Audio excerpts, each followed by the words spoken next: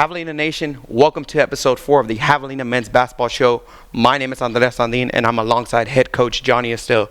So, Coach, your team is coming off 2 impressive victories to start the 2019-2020 conference campaign against Oklahoma Christian, Arkansas Fort Smith. So, as we begin, can you give me your overall thoughts on both games? Like, what you see from your team that stood out the most to you? Well, I saw a group of young men pull together and play 2 really good teams in hostile environments, especially at Oklahoma Christian. Boy, that was a tough place to play.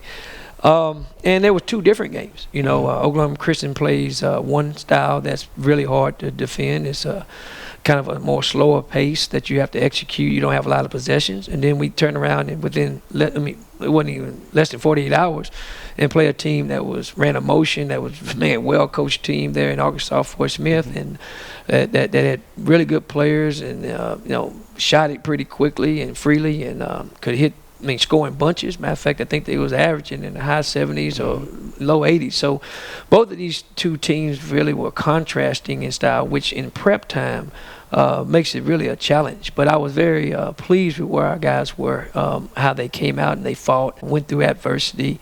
Just the leadership that was displayed by our seniors, but all our players for that mark. Of course, and you've mentioned your leadership from your seniors. I mean, we saw big-time efforts from Rashon Thomas. We saw a big-time block from John Mouton down the stretch, a clutch free throw by Daniel Severo, Chauncey leading the team, Chauncey Thomas, our point guard.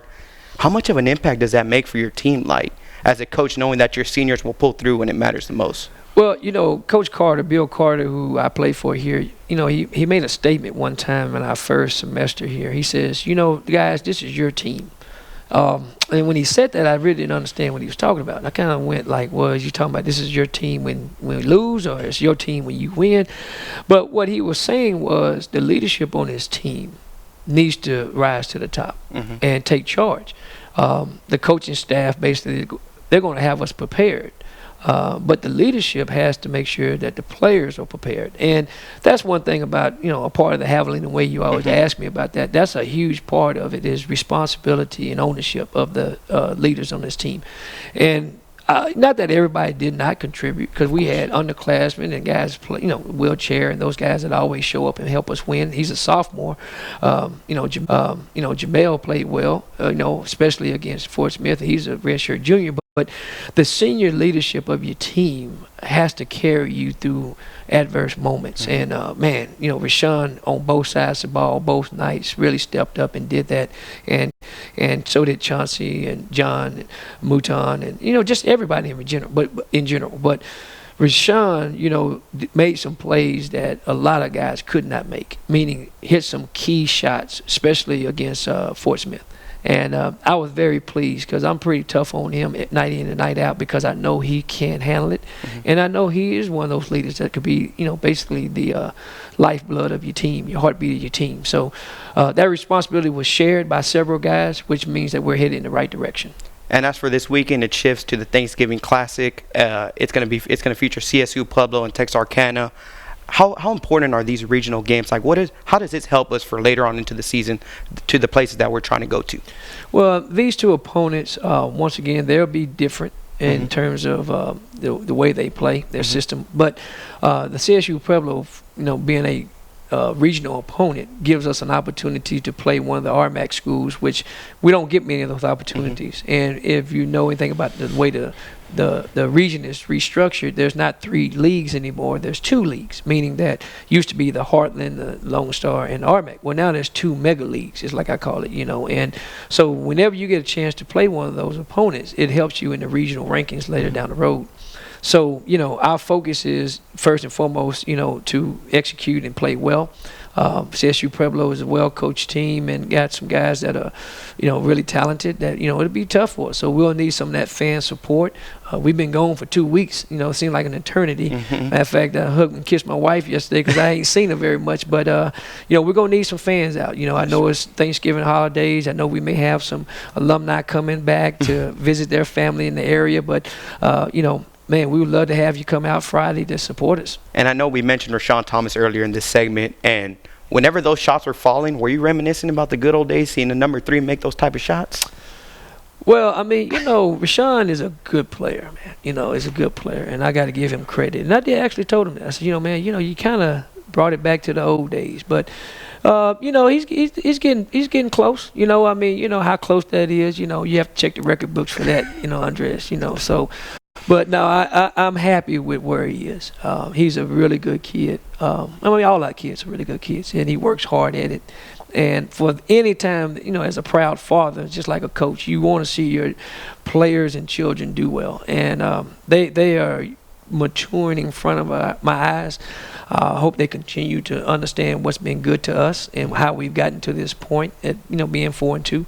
Like I told this, I told this to somebody. I'll take the 2 losses. I don't think that I was, in a good mental place. So I'm taking the blame off of these guys. And this weekend they did a good job, and I think I was in a better place, after the loss of my sister. So it's not an excuse; it's a reason. So, I'm not one of those coaches that always blames the players. I'm gonna put myself in there, and thank God we are coming out on the other side, and we've been very blessed. And plus their conference win, so it always helps, right? Oh, yeah. Any win helps, but conference wins, if it's win by 1 or if you can win by half of 1. But, no, I'm very pleased, very pleased. The staff did a great job. Coach Gonzalez always, and Coach Miller, yourself, and Coach Mills. So it's a group effort. Yes, sir. It's a group effort. Of course. So, Coach, good luck to you this weekend, and best of luck to you in the Thanksgiving Classic. I want to wish everybody in Javelina Nation happy Thanksgiving. You get a chance to hug your loved ones, your mother, your father, all your siblings, your children. Tell them you love them. Give them a hug. You never know what may happen next, but this is the day that God's given us. Thank you so much. Javelina Nation, Coach Johnny Estelle. Coach. My name is Andres Landin, and welcome back to episode 4 of the Javelina Men's Basketball Show. I'm alongside senior Rashon Thomas. Rashon is a transfer from Coastal Bend College, and he's a senior leader on this team. And so, Rashon, we're coming off 2 big-time wins against Oklahoma Christian and Arkansas Fort Smith. And we saw a bunch of big senior leadership moments, which led by you made some big-time shots down the stretch. You guarded one of their best players, basically probably the whole game. John Mouton made big-time plays. Chauncey Thomas, Daniel Severo made a game-winning free throw against Oklahoma Christian. How much does senior leadership play a role in the success of a team? It plays a lot because, from the beginning of the year, just basically, the coaches is going to be more focused on the seniors because it's a huge part for us to lead all the guys that's, transferring in from, the JUCOs because we already got a year under our belt. So, we kind of understand what Coach Estelle wants us to do and, the format of it. So, he looks up to us to basically implement everything that we know into his system to help, all the up-and-coming dudes grow. And as for being a senior leader, what other things do you think, I know the season's far from being over. We have a bunch more games to be played. But what do you think we could get better on as leadership? Just staying vocal and keeping that fire and just keep fighting for each other and building. And I know these 2 wins, we finally won 1 game by more than 1 point, which was good. That's a good feeling, right? Good. For Arkansas Fort Smith, they took us to the edge. They jumped out to a 9-0 lead. And Oklahoma Christian, they zoned us, which was hard to get going on the offensive end. But we did make this. We made the plays when they were needed. Right. How much of an impact does that make on the team when the team sees guys like you guys making those big time plays? How does it increase the role of other guys, like the JUCO guys, the freshmen, the sophomores? What do you think? What are you trying to give them? What's your message to them whenever you make those big time plays? The comeback is possible in any given situation, no matter if you're down 10, down 20. It's just all about staying composed, fighting with each other, and then taking it play by play and not letting the previous possessions overwhelm us. Okay, sounds good. And one more question I have for you, which I do with everyone on this show, and you're our 4th guest. A fun fact about you that you think Javelina Nation should know? I'm a little barber, and I like to write in my free time, just far as music-wise. I haven't recorded anything, but I like to write, and I like to do little poems and stuff like that. Just sounds to good. Clip my head. And as for the barber, how can people hit you up for that? Just follow me on Instagram at Shon.Donye, SHON.DONYE, or Twitter at Shon Donye. Just one all together. So, Javelina Nation, you heard that. If you need a clip, hit up Rashon Thomas, our senior leader. So, Rashon, thank you for your time and good luck to you this weekend in the Thanksgiving tournament. Thank you. Javelina Nation, welcome back to episode 4 of the Javelina Men's Basketball Show. I'm here alongside assistant coach Omar Gonzalez. So, Coach, we're coming off 2 wins against Arkansas Fort Smith and Oklahoma Christian. Each team possessed their own capabilities. We saw Oklahoma Christian zone us, and then we saw 2 explosive offensive players from Fort Smith. As a defensive guy, How do you contain guys of that caliber that are averaging 20-plus points per game, 2 of them to be exact? Well, those 2 additions to the league make our league even tougher. Every team from the Heartland has joined the Lone Star. If you look across the board, I mean, it's in my opinion, it's the best league in the country, Division II wise, hands down. And when we added 2 talented teams, it makes our travel tougher. We're used to going to Cameron in Oklahoma. We had to go a little bit further up in Oklahoma City and Oklahoma Christian. Really, really talented players, really talented 4-man, and they're a team who knows who they are. Mm-hmm. So teams that know who they are going to run their stuff through how they're organized to do it, and that makes it harder because they're rarely disrupted. And we were lucky enough to be able to pull it off with a point. Daniel got a huge rebound late in that clock and made a free throw, and that was the difference. We always preach to the guys that you never know what's going to make the impact. He went and got an offensive rebound and won the game from the free throw line.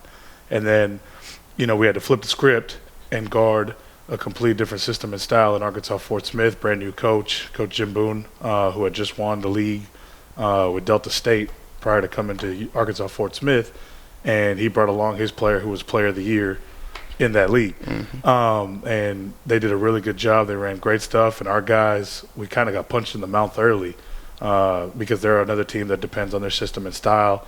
And our kids bit down the grit and said, you know what, let's try to make an impact on here. And I give credit to our guys 110%. It had nothing to do with X's and O's. Those guys stepped up and played. And as far as, I've heard many coaches, they talk about creating havoc. Like, they want it to get ugly. They want to force turnovers. Do you think we excelled in that? I think we had to. I think we had to a little bit just because, creating havoc just means make the other team uncomfortable to what they're used to doing. And I thought, Creighton Avery came in and gave a spark off the bench to start it off. I thought John Mouton did a great job. But I challenged Trey Flowers and Rashon Thomas before the game started. And I said, today's the day you prove that you guys can guard the elite level that we trust you guys to be. And I thought those 2 guys, along with everybody other guards, did a great job. So as well as Rashon played on offense, the challenge I gave him was actually on the other side because an SEC player from Ole Miss, he was worthy of stepping up to play for it. I thought Rashon did a great job. That's awesome. And as for this weekend, it shifts to CSU Pueblo and Texarkana. How do you think we get a carryover into these games? I know the size of margins isn't what we expected. We finally won by more than 1 point. We won by 5.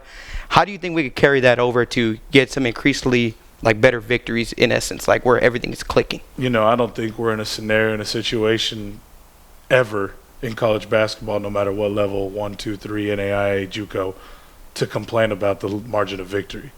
I think the most important thing is making sure that you have more tallies on the win than you do on the loss side. Mm-hmm. And starting off 2-0 in conference play, it doesn't matter to me how much we won by. It matters that we won.